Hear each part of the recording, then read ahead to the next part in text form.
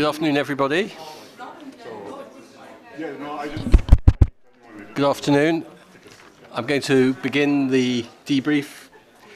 So, welcome everybody to the second debrief of the year, which follows last week's 39th BEREC plenary meeting, which was in Ghent. This was a very busy plenary. I think the burden of all the work on code guidelines is really becoming real to us. Somebody said to me, you must be worried about BEREC, about this work, and I said, well, actually, it's the one thing I don't worry about as chair is the ability of our expert working groups to deliver, because we have some co-chairs here today, but I think they're all very experienced, very skilled co-chairs, supported by great experts in the expert working groups.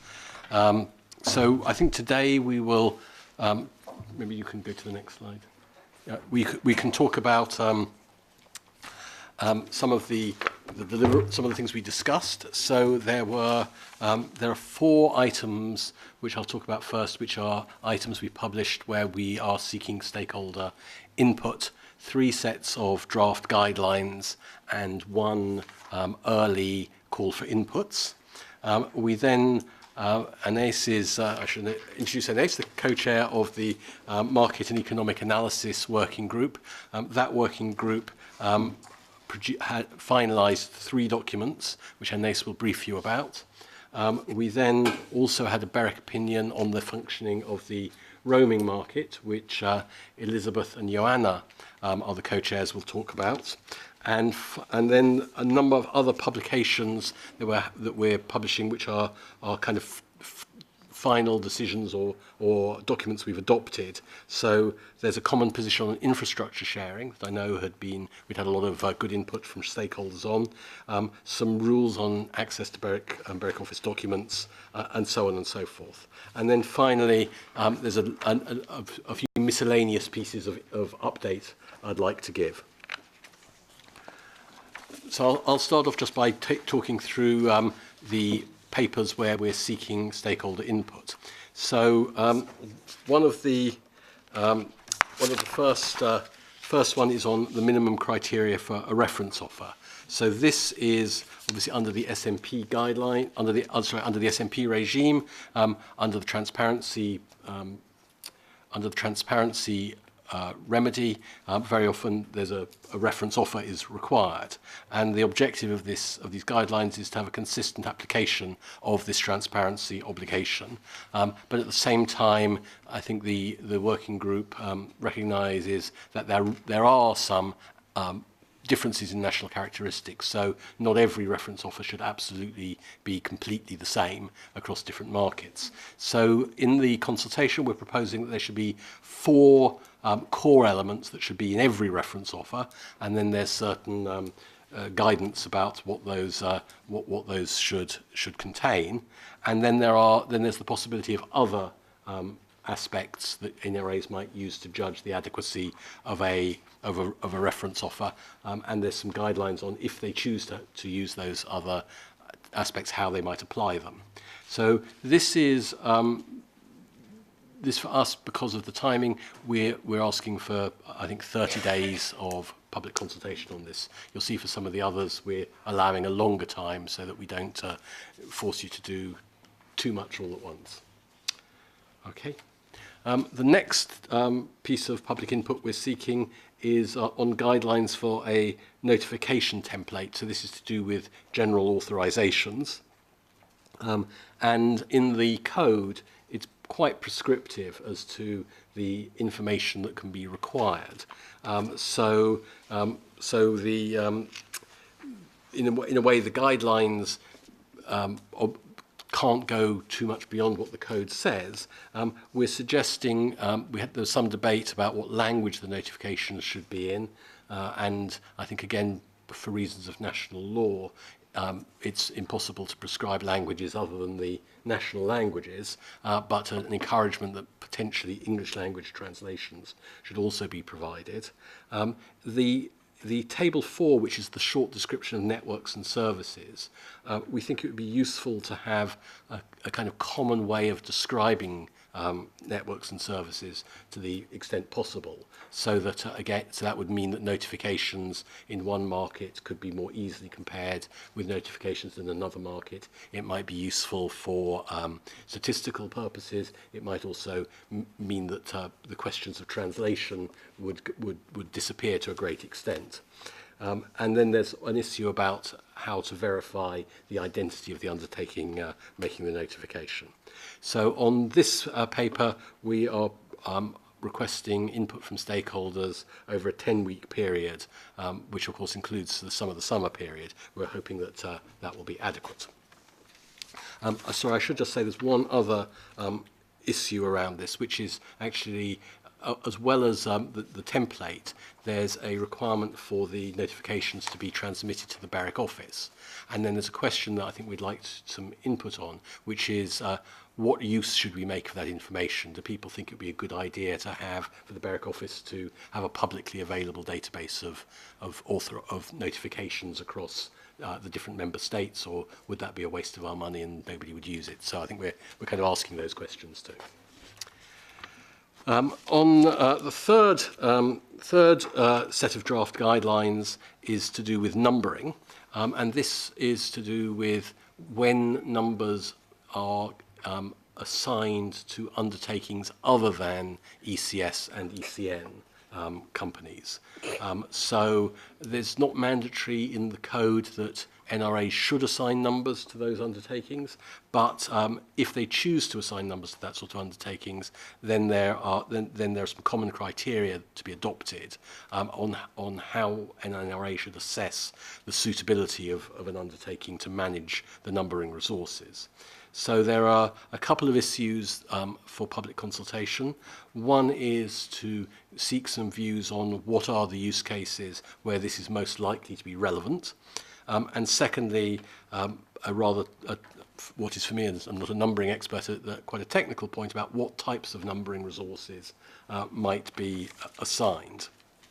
And we're particularly also interested in understanding whether people think that if there's over-the-air provisioning or not over-the-air provisioning, whether that makes a difference to the criteria that should be applied. And again, there's a 10-week period for that consultation.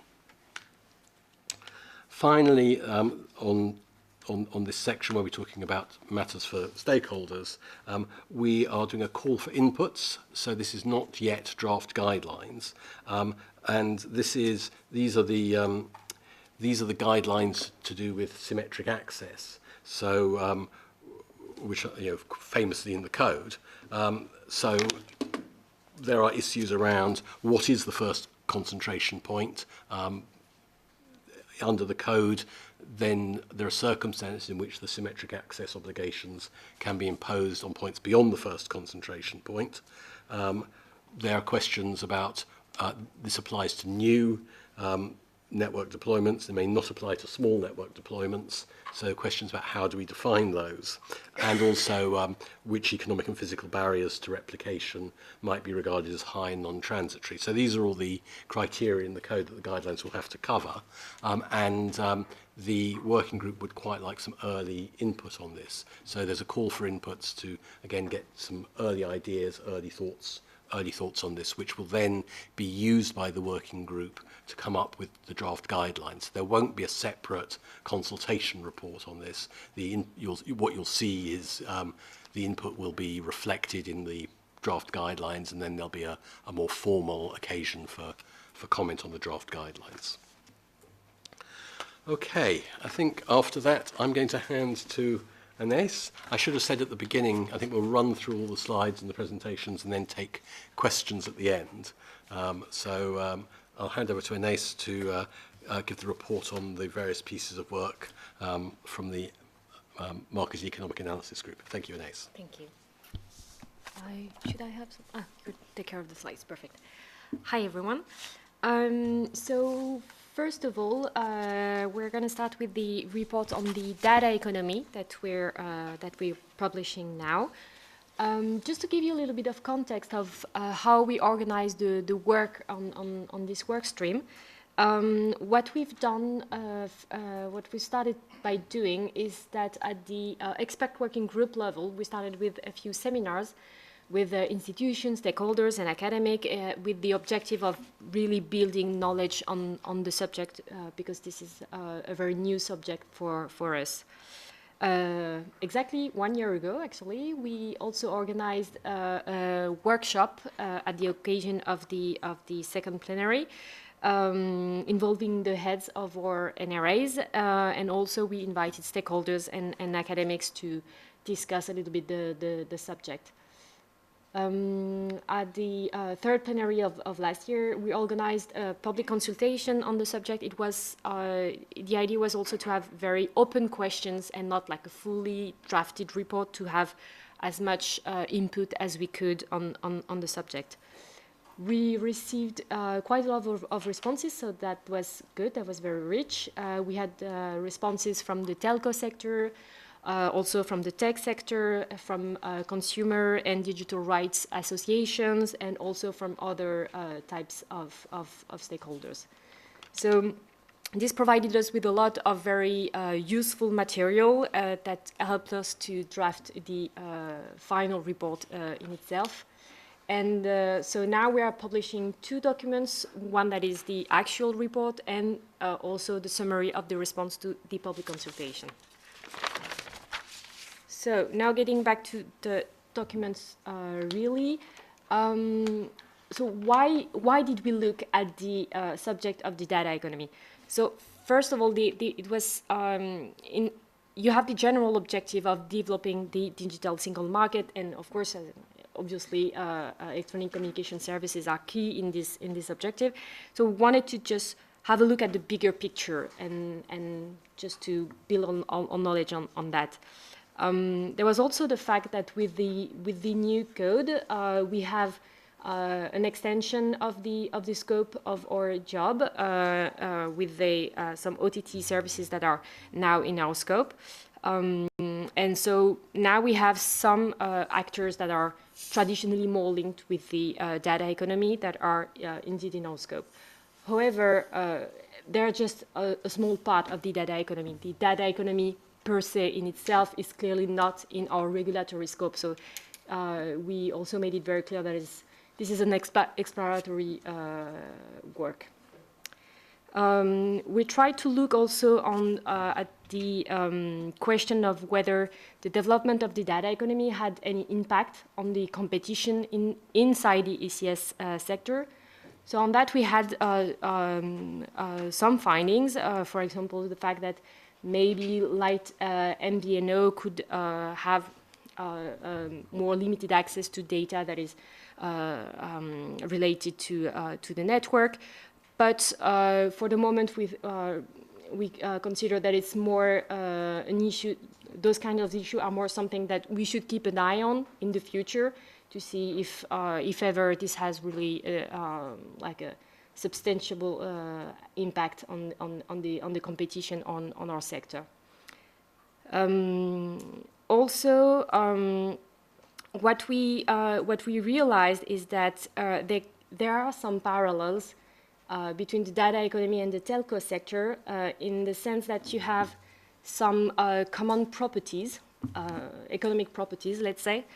For example, you have, just like in the telco sector, the data economy is characterized by a lot of network effects, and sometimes some people consider that the data economy, the data really can be in some way considered as an infrastructure.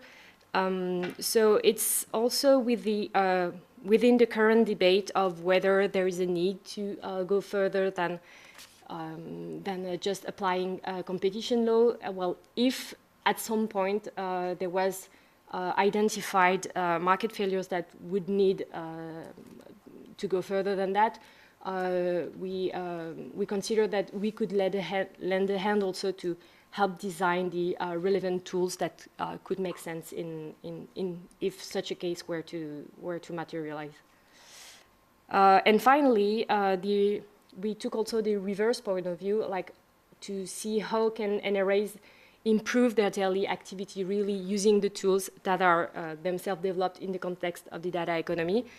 And one of the main findings actually is that a lot of NRAs are doing a lot of things in that, and that we would benefit a lot to have more sharing of the good practices among ourselves to improve our daily job.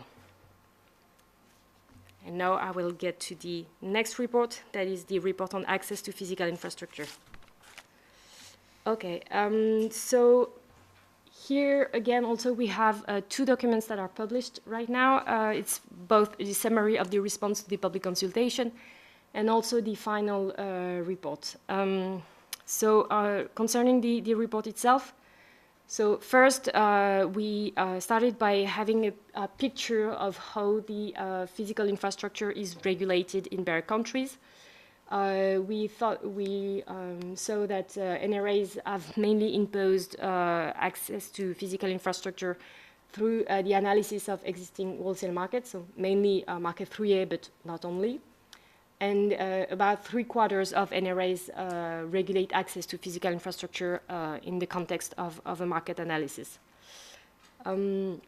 Now, getting really to the subject of separate market for physical infrastructure, so this work was really a preliminary analysis, a prospective one, and the idea was to explore how we could tackle some of the potential future challenges that could appear in the future. And in general, what we found is that NRAs are fine at present with the current approach that is being taken.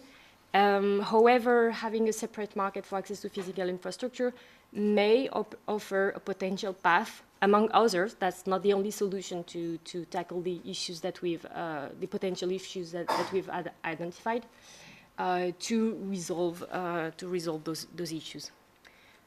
Regarding the public consultation, so we received 9 responses. And we edited the report mainly to clarify the report, because it seems that maybe the objective, the intention of the report was not as clear as we hoped. So it was especially the case regarding the need, or the position of BEREC on the need or not for having really a separate market for access to physical infrastructure. Also on the impact of BCRD and and the question of the need for active remedies. And also, finally, we added a new annex because since the public consultation, Ofcom has notified an analysis for a separate market for access to physical infrastructure. So there is an annex explaining a little bit what has been done by Ofcom. And now the last subject is the response from BEREC to the Commission's public consultation on the review of the recommendation on relevant markets.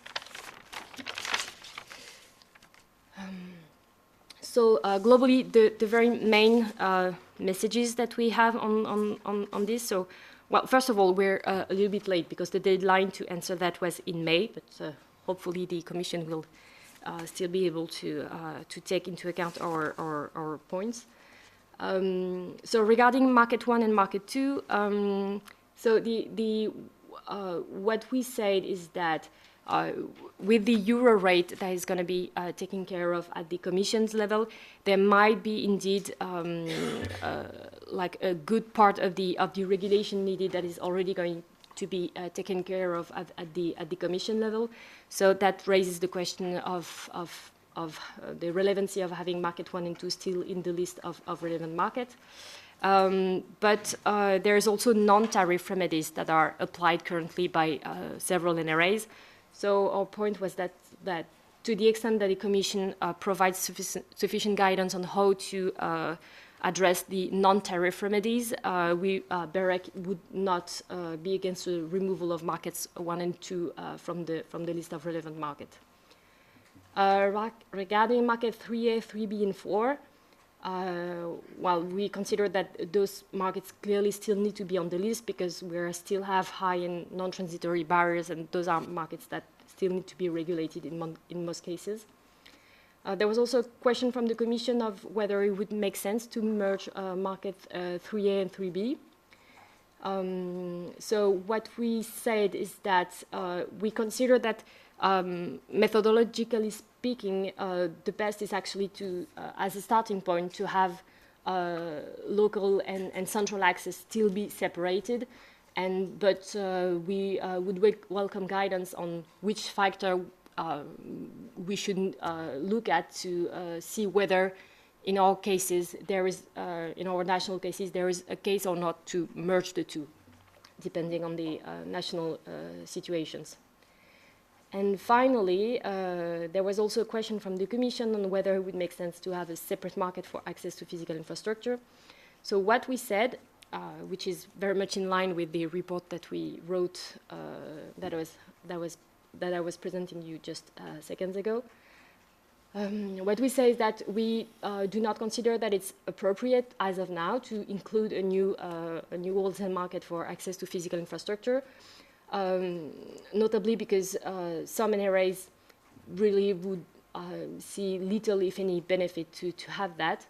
However, we also recognize that there's in some member states some trends that would, for which it could make sense to have a separate market for access to physical infrastructure, and therefore what we propose is to have elements in the explanatory note from the Commission on whether on how to assess and whether there can be a case for having a separate market for access to physical infrastructure.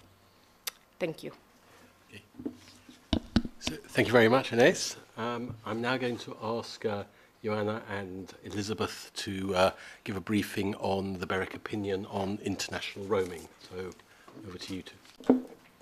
Thank you very much, Jeremy.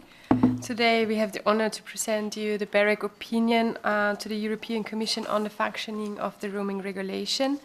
The opinion is based on the inputs we received from a survey we launched in March earlier this year, and where 180 operators all over Europe and also almost all NRAs replied to the service. So thanks a lot for your contributions in this regard. The results of our analysis suggest that Roam Like at Home is a clear success story, and it is a substantial contribution to the single market. Why do we come to this conclusion? First of all, we could observe a significant increase in roaming volumes for all countries, and this is especially the case for data roaming services, where roaming volumes have increased by 600% in the past 2 years.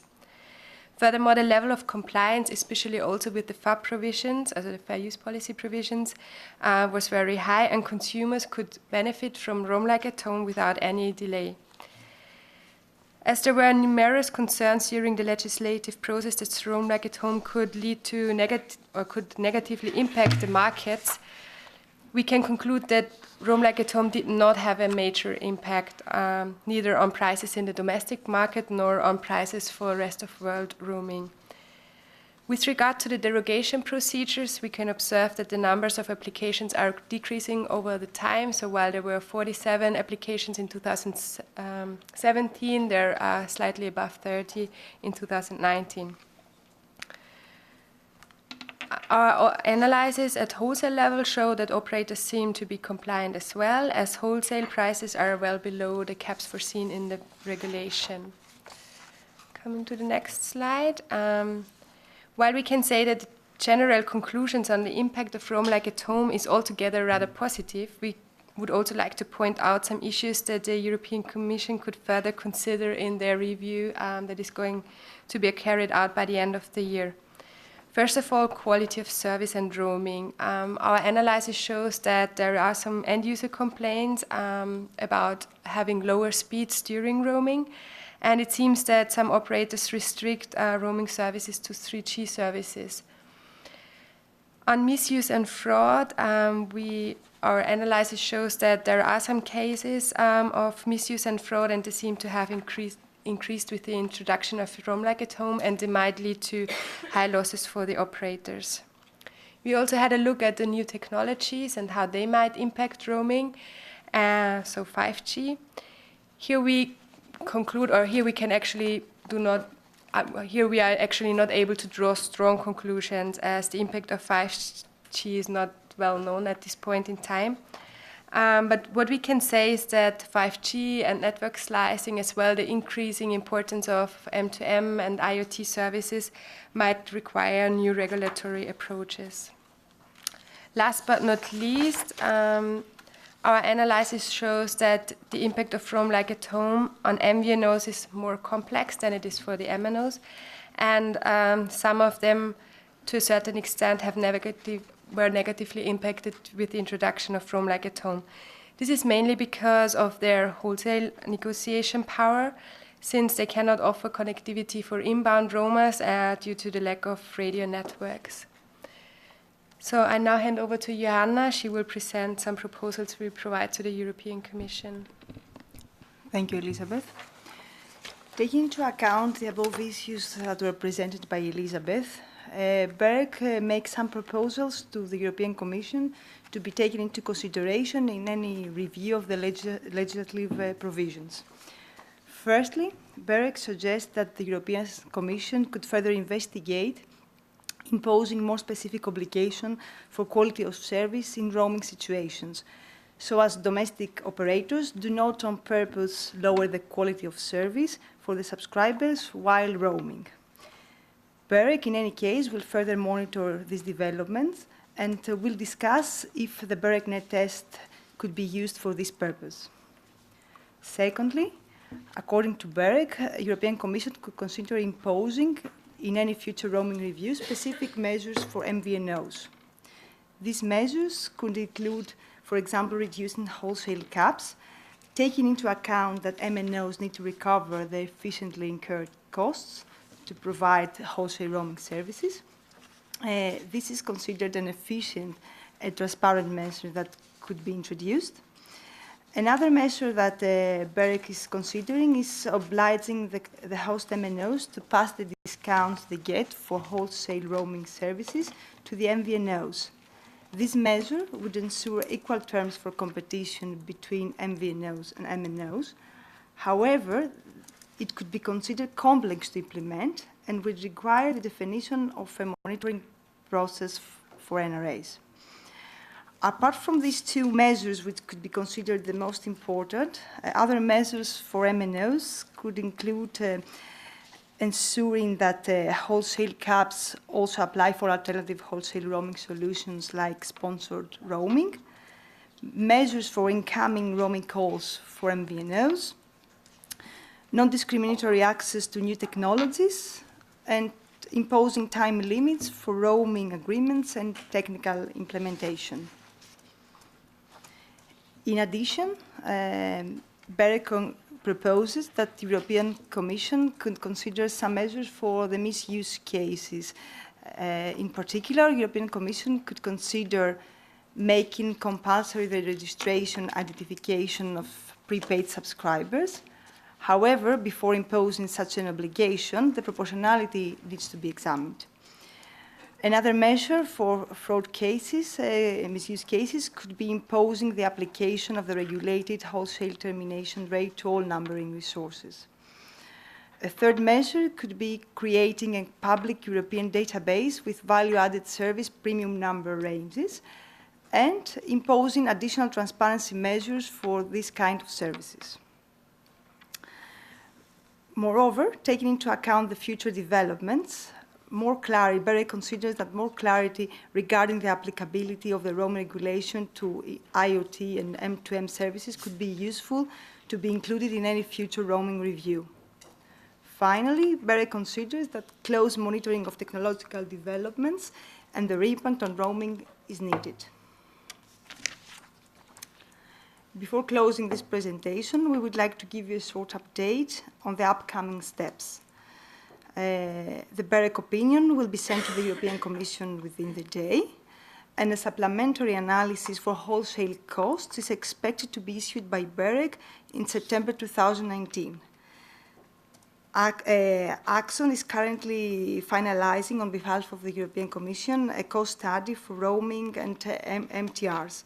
The final results are expected to be published in July 2019, And BEREC for supplementary analysis will use this co-study output it will use this output.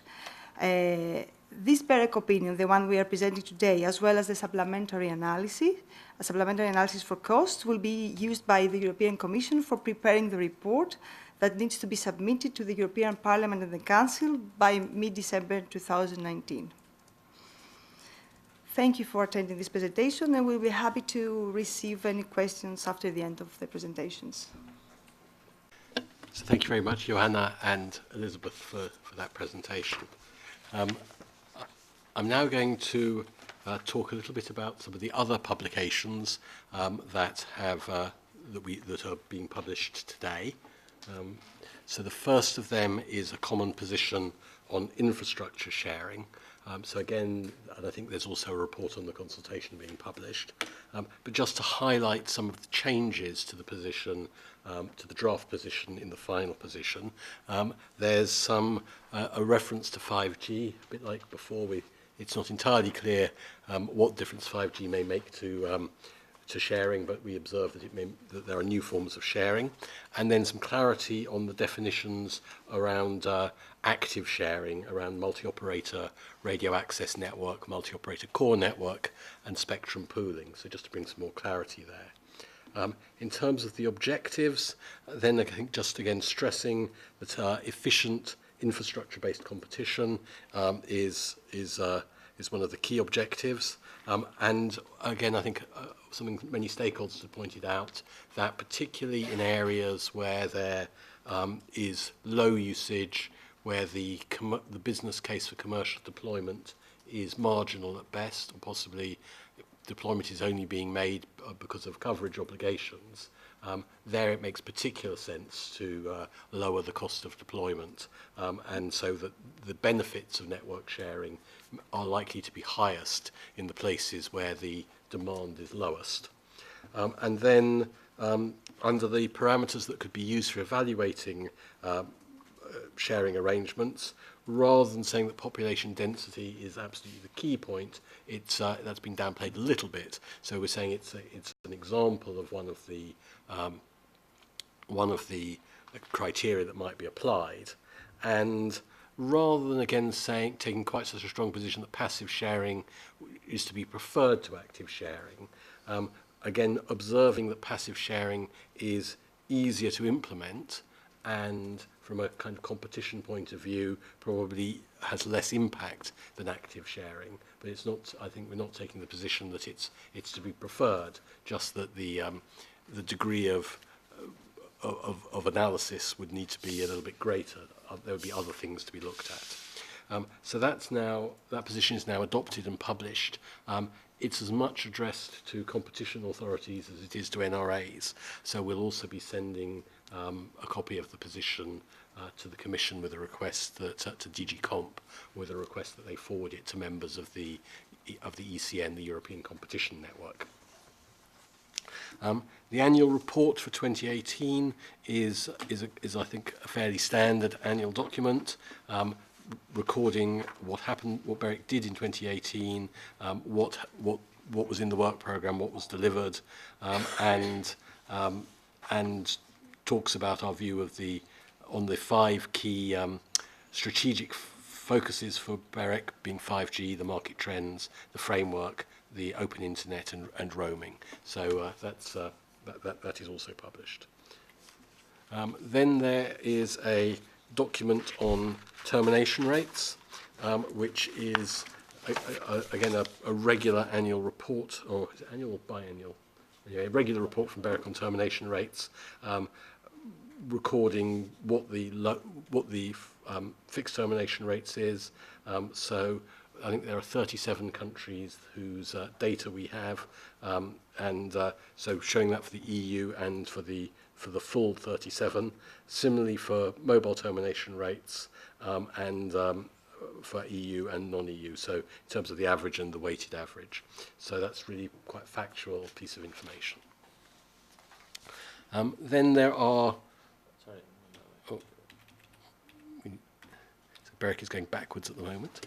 Now I go forwards again. Right, so we now talk about access to BEREC documents. So this is part of BEREC's transparency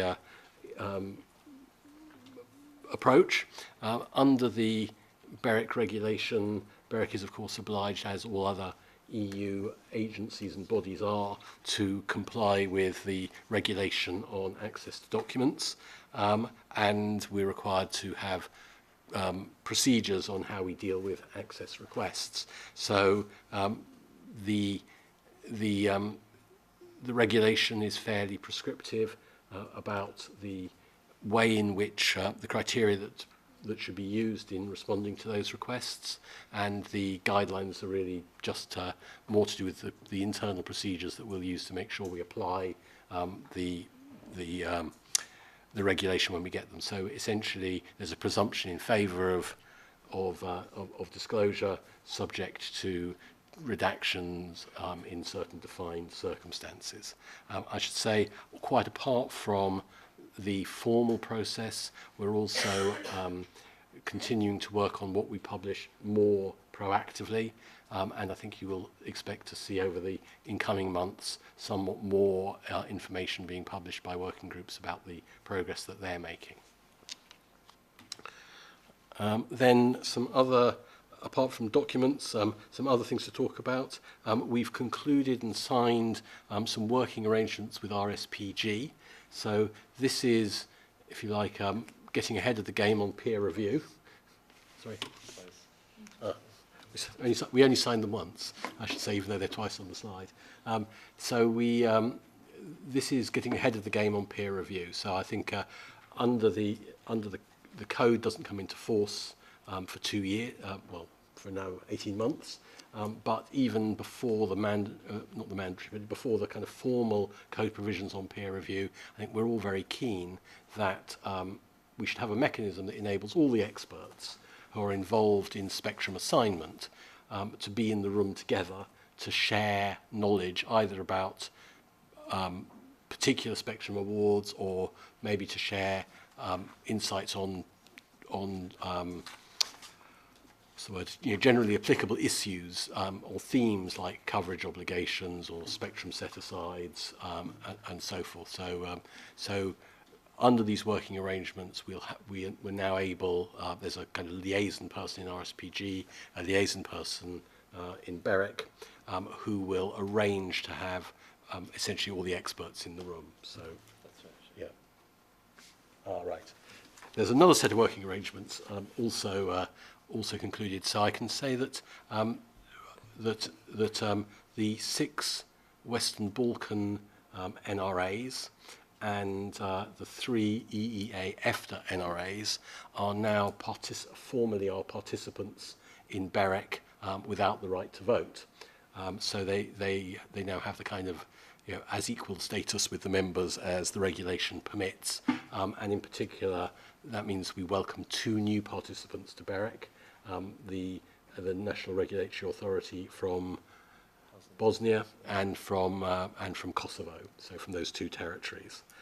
And I can also say that the NRA from Switzerland has been invited to participate in half the BEREC working groups, which are the ones that are of the greatest mutual interest, and also to attend Contact Network and the plenary for those items.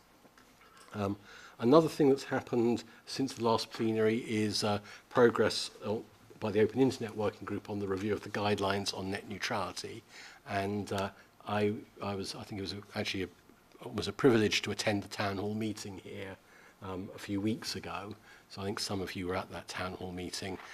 From my point of view, it was extremely interesting, the insights gathered there. I think the co-chairs and the members of the working group also agreed that they had learned things. I think the format was very good, asking different stakeholders to actually present their perspective on issues rather than having having people from BEREC tell you what we think. There were 80 people there. We had 1,400 people watching the live stream, more than 800 views of the recording, and there were sessions on traffic management, on 5G, on end-user rights, commercial practices, transparency, and supervision. A couple of takeaways. I think that there's more than just these two, but two I might highlight. One was the discussion on specialised services in the context of sort of wanting to have permissionless innovation. This came up particularly around both 5G and around traffic management, and a very strong pitch was made by the industry that that clarity was required so that they wouldn't have fear that they might launch a service that wasn't an internet access service and then later on have an NRA come and ask them, tell them that it wasn't justified and it needed to be closed down, and that the ability to innovate with confidence that permission was not required was a very important point to them. So that's something I think the working group will consider. And I think there was also a very interesting set of observations about the question of zero rating programs, and particularly the civil society representatives and some others gave some information about the ease or lack of ease of new innovative application providers gaining access to zero rating programs.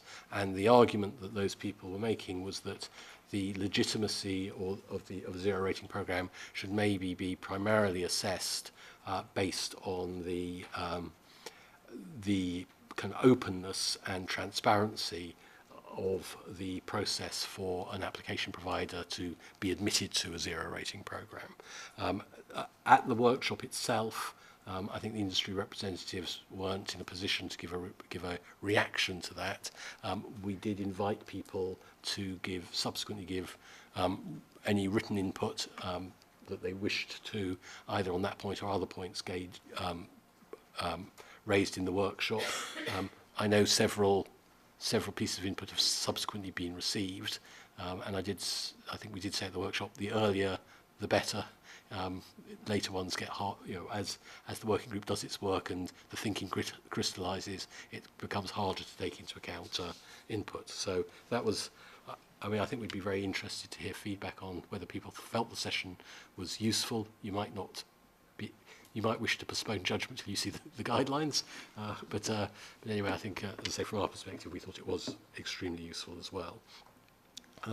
We also had a discussion in Ghent about cybersecurity and 5G networks. So I'm sure you're all familiar with the Commission recommendation on that, which involves national risk assessments to be completed by the middle of July, a union-wide risk assessment that is based on the national risk assessments to be completed by October, and then by the end of the year, a development of a toolbox that might be used by national authorities, I won't say NRAs, but various national authorities to manage the risks. In the risk assessment, in the recommendation, BEREC is named as a body that is encouraged to assist in this process. So we've established an ad hoc group within BEREC to work out what we can do, and we discussed really what the purpose and an agenda for that group should be. Many of the NRAs are participating in the national risk assessments. There's a little bit of informal sharing to the extent that's possible, that's helpful, but by and large we think the main value that BEREC will be able to add it will be around the toolbox, the development of the toolbox, because some of the tools, there are already tools that exist that may be useful and relevant around the tools in the current framework on network security and network integrity, which are more or less copied unchanged into the code. There's general authorizations, and there's the possibility of including provisions in spectrum licenses, all of which to some greater or lesser extent may be the competent authority, maybe the NRA, but of course there's also the possibility of considering other tools beyond that. So that will be one of the main areas, I think, where BEREC particularly has something to add. And before I move on, I finally want to say that under the BEREC regulation, we also made the decision to extend the mandate of the BEREC Office Director, Laszlo, for a further 4 years. So under the regulation, sort of, it prescribes for 2 5-year terms for the director, and I think Laszlo, under the old regulation, had 2 3-year terms, and the regulation allows as a transitional measure that to be extended for up to a total of 10 years. And the management board, I think, in looking at this, was, recalled, I think, with great satisfaction the contribution that Laszlo has made in the time he's been director of the BEREC office. The office has worked very smoothly. BEREC has taken on quite a lot of extra tasks around things like net neutrality. So I think BEREC itself has required more support from the office, and without any great increase in resource, I think we've been pretty satisfied with that. As we move forward, of course, there are yet more tasks for BEREC, supporting the implementation of the code, and I think we have a very high degree of confidence that the leadership of the office under Laszlo will be able to evolve and adapt for those new tasks. So congratulations and thank you, Laszlo. And we'll now move on to just talk about some upcoming BEREC work. So we don't just discuss documents that we publish, we also talk about some documents that are forthcoming, and we have some early discussions about them. So we talked about the operation of BEREC working groups, which, as I said at the beginning, is probably if you're involved in BEREC, if you're the chair of BEREC, that's the most important thing. And those will be, I think, again published quite short, adopted and published quite shortly. There's the geographical surveys of network deployment is an interesting project for BEREC for a couple of reasons. One is the guidelines that are to be developed by BEREC may turn out to be addressed as much to member states as they are to NRAs. So geographical surveys for network deployment are used in state aid. They're also maybe used in market analysis. There's lots of different purposes for them. And I think we also recognise that there's, BEREC's great strength is bringing experts to the table to develop guidelines who really are practitioners. And I think in this case there are some practitioners outside the NRAs who we also wish to involve in this project. We had a discussion on the forthcoming co-investment guidelines. I forget when they're due to be consulted on, but it'll be P3 or P4, I should think. So an early discussion on QoS parameters for internet access services and ICS and the publication of information. I think on this one we also observed that the whole question of QoS is a thread that links a number of different areas of BEREC work, both on the end user side and on other sides. And then there's also discussion on public warning systems. So this is if a member state wishes to establish a public warning system that doesn't use SMS, uses some other means of deploying the public warnings, then BEREC is asked to do some criteria on how to assess whether the alternative method is equivalent in its capabilities. And finally, on the BEREC work programme, I think last time we were here 3 months ago, we'd just launched a call for inputs on the BEREC work programme. So thanks very much again to all the stakeholders who replied to that. Since then, PTS and the Planning and Future Trends expert working group have been trying to come up with the shape of a work programme. I think one of the observations is that a bit like this year, there's a lot of work that is code related. So I think finishing off a lot of the projects we're starting this year will go into next year. So again, there's possibly slightly more room for discretionary items next year than there were this year, but not much more room. So again, and the other thing that we're doing is a lot of these ideas, we're thinking of them not just for the 2020 work programme, but also whether they should be penciled in for 2021. So, so things that we just can't get round to in 2020, but which we think are good ideas, will get penciled into a future year. Okay, I think that's the end of all the presentations. I didn't ask you to give Laszlo a round of applause, but I think we should. So congratulations, Laszlo. And now can I open the floor for questions?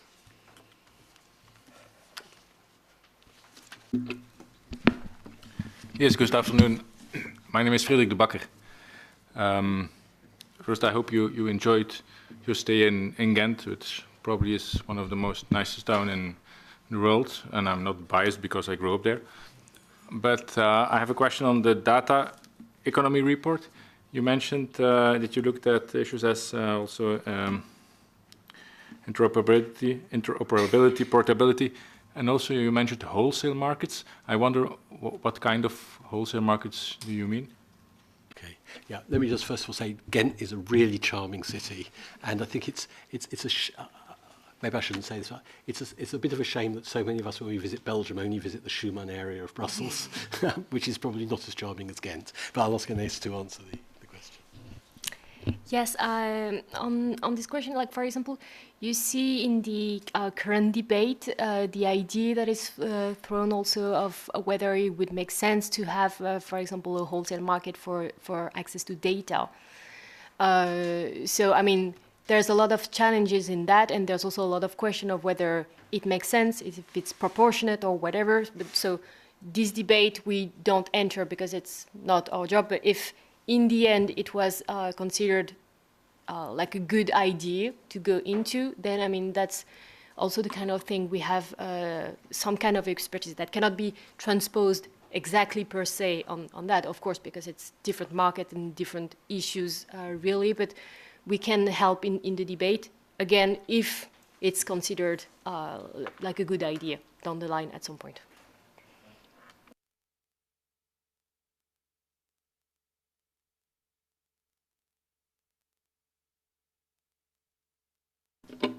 I had a question about the guidelines or the guidelines of BEREC to assist the NRAs on a consistent application of geographical surveys, which has been discussed in Ghent. Some member states are already in the process of implementing that provision. So I would ask if you have any more information about this topic. So I don't really have any more information about what the guidelines might include, because I think the working group's at a very early stage. I think one of the things we have absolutely noticed is that I think it's not just some member states, many member states have done geographical surveys. Any member state that has any kind of state aid program for broadband rollout has had to do some kind of mapping. So one of the things we're very keen on is to understand, and all of that mapping has been done by ministries, so I think we want to understand what learning there is from that mapping exercise, from those mapping exercises. And I believe there's also been some workshops organised by the Commission on the same topic. So I think we definitely don't want to reinvent the wheel. So I think the working group is kind of getting itself up to speed on what the current state of the art is.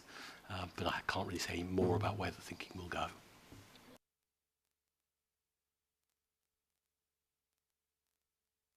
There was a question by email from Telenor Group asking about net neutrality and asking are there areas of the guidelines that the review will address beyond what's already been indicated in the opinion in December 2018. So I can't quite do the gap analysis because I can't remember absolutely everything that was in the opinion, but I would say the two things I'd highlighted from the town hall meeting will definitely be taken, there'll definitely be something in the guidelines. We'll be looking at what changes might be useful in the guidelines on reflecting on the insights given at the town hall meeting. So that's around the definition of specialized services in order to enable permissionless innovation, particularly around 5G, and also what would be the right approach to the should we make some changes to the way we evaluate or the guidelines we have for evaluating zero rating programs. And then there's also been some discussion about specific content. So again, there's been input from stakeholders around the question of whether or not if specific content is monitored but not used for traffic management purposes, but only used for, say, identifying traffic in zero rating programs, is that something that would offend the open internet regulation? There was some discussion about that at the town hall meeting. So that'll, and there's some issues I think also around what kind of content should be regarded as specific content. So those again will be issues that the working group is working on, and I think they're issues which, on my scan of some of the inputs we've been receiving in the last, since the town hall meeting, has also been addressed by stakeholders.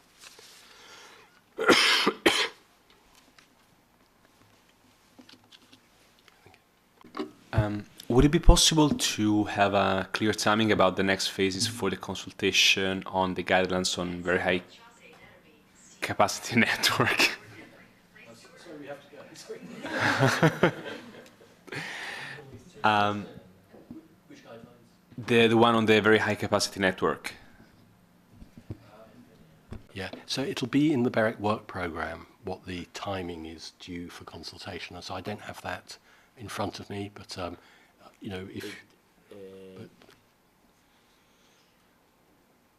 it's not finalized until this time next year. So So the second phase is actually ongoing, or will be? Okay. Consultation as well, but I don't know when that is. well, that I don't have in front of me now. Okay, look, I think if you drop us an email, we'll clarify. Thank you.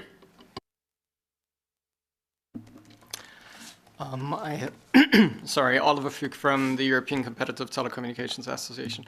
I'd have two questions. The first one to the roaming expert working group, which concerns the public availability or not of the supplementary analysis that you're in the process of preparing now, and when that is going to be available or not. And the second question is on the discussion that the Board of Regulators had last week on security aspects. It's a topic that we already raised with you last year. And I understand that you're seeing your role in this mostly in the context of the elaboration of a pan-European toolbox. The issue that we would like to have a bit more insight on is where you see NRA's role in a potential revision of authorization-related conditions on security, notably in the context of the award of 5G spectrum usage rights, which is an issue that has been pointed out and which impacts operators already at this point. Specifically, has there been a discussion on the impact that this may or may not have on usage rights that were already awarded, such as in Ireland or in Italy for the 26 gigs? Thanks. Yeah, I'll take the roaming question. So regarding the supplementary analysis, as we mentioned before, we are expecting European Commission and Action to publish the results of the co-studying that is being undertaken for roaming and MTRs. So after this input is published, then we will use this input to draft our opinion for wholesale costs, and we expect to publish this opinion during September 2019. So it will be a public document which is not ready because the action study is not completed yet. Okay. So I think on the question about 5G, I think when you think about the toolbox, the matter you talk about is one of the potential tools in the toolbox. So I think I think it's been identified that the network security, network integrity provisions of the framework are one of the tools. General authorizations conditions in general authorizations are another tool. That would, of course, so anything put into a GA, of course, applies to users of spectrum as to anybody else. And the third possible tool is something that is specifically associated with spectrum licenses. So those tools are all available. I don't think anybody thinks that any 5G spectrum assignments should be postponed so that new conditions can be put into licenses. That that the other tools are just as possible to be used.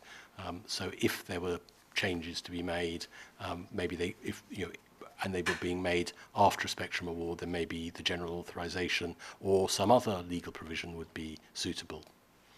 So I wanted to give just an answer. We now have an answer to your question to save you emailing. The guidelines that you asked about will be consulted on after P2, so this time next year, with finalisation by the end of next year. Sorry. Thank you. That was for him. No? Manuel Barrack, I work for Deutsche Telekom. 2 questions for the roaming working group. One question is if in the public opinion or in the opinion on roaming regarding MVNOs, did you assess the existing glide path and how is it really necessary to lower the caps to deal with the MVNO issue and how far you have assessed that? And the second question would be, you mentioned lowering the caps and passing the discounts. Would this be alternative measures or cumulative measures, or you didn't assess that?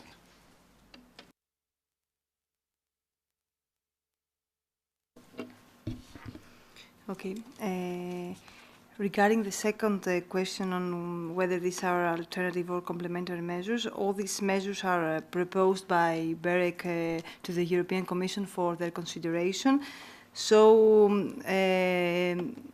according to our view, all these measures could be applied on a complementary basis. However, the Commission, in any case, would need to further analyze these proposals in order to decide with which ones they are going to continue. Regarding the first question on whether we have analyzed the current glide path, our proposal stems from the fact that the current wholesale rates applied are lower than the caps that are implemented currently by the regulation. So, taking into account this observation, we have concluded that this measure is a measure that could be considered by the European Commission in any further roaming review. However, we will also going to take into account the action cost study that is going to be published within the next month in order to further compare the current glide path with the estimated costs.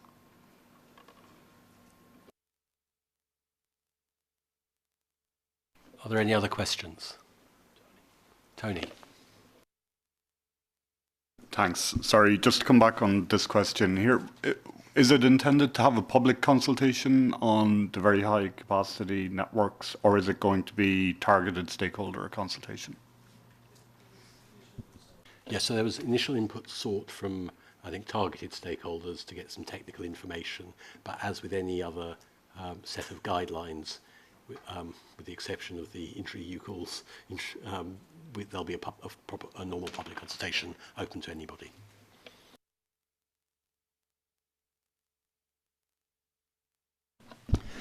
Yeah, Johannes Theis from Vodafone. Another question for the roaming working group.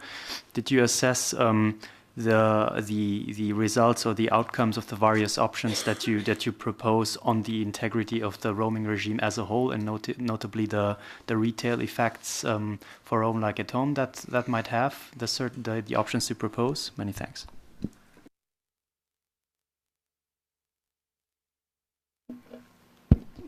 Short question back. You mean all the measures that we are proposing, or just the MVNO specific measures? The ones that you considered most important, I think, were the one of reducing the cap and kind of the non-discrimination measure to start with. But if there's another one, I mean, did you have let's say, a structured analysis of all these measures, how they might impact the regime as a whole, and which were like the most severe effects or kind of effects that you identified? In general, we can say we have identified a number of measures, not only for MVNOs, but also, as Johanna presented, on QoS. There is some issues for fraud and misuse, some specific measures. So we didn't actually rate them, which is the most proportionate or the best or the most efficient measure. Just for the MVNOs, we had 2 specific measures to make their, to allow them to be more competitive in the retail market as compared to the situation as it is right now, and therefore we proposed 2 measures that seem to address this issue best. This is the lowering of the caps, or to oblige MNOs to pass the discounts on, and there is a few other additional measures that might help to address the MNOs specifically. So that's why we rate only the MVNO specific measures. Others, we don't rate them actually in terms of what is the most important measure to be implemented in any update of the roaming regulation.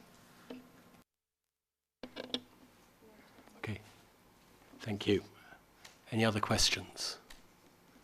If there are no other questions, thank you very much for coming. When I arrived, I saw lots of people outside, and I thought to myself, if we provide better food before a BEREC stakeholder debrief, maybe we'll have lots of, an even bigger attendance. But anyway, thank you very much for coming, and thank you also to everyone who's been watching the stream online. Thank you. Oh, I've got one last thing I have to do, which is to remind everybody that next week there'll be a conference organised jointly between BEREC and the IIC in Riga, which is part of the BEREC 10th anniversary programme. We have a very strong lineup of speakers. So the theme of that is competing continents, looking at Asia, Europe, and the USA, and the differences in market conditions, the differences in regulatory approach, the differences in social conditions. What do those mean for the success and likely evolution of telecoms and ECS in those different continents? So it'll be, I think, a very, very insightful conference. They say there's no such thing as a free lunch, but this is a free conference. So I think we're still open for registrations. Is that right? So if you would like to register via the BEREC website, if you're not already coming, that will be great to see you in Riga. Thanks very much.